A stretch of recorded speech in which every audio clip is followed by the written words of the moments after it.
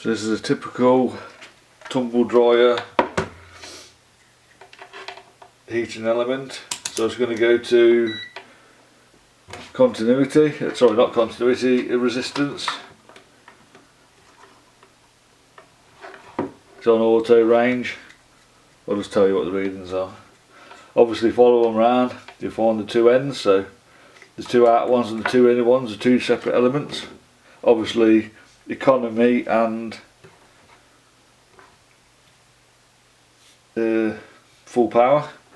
So that one's 53 ohms and there's no leakage to earth. It's in the million, 0.5 mega ohms, so that's good enough. There is actually limits on that though, that you can check in your manual.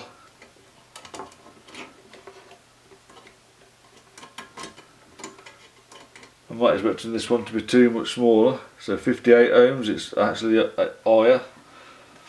Test that to the frame and that's in the 16 mega ohms, so it shows you that the other one might be going.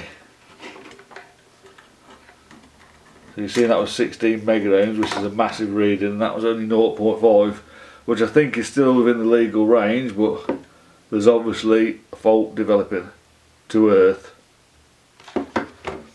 at least according to my tools.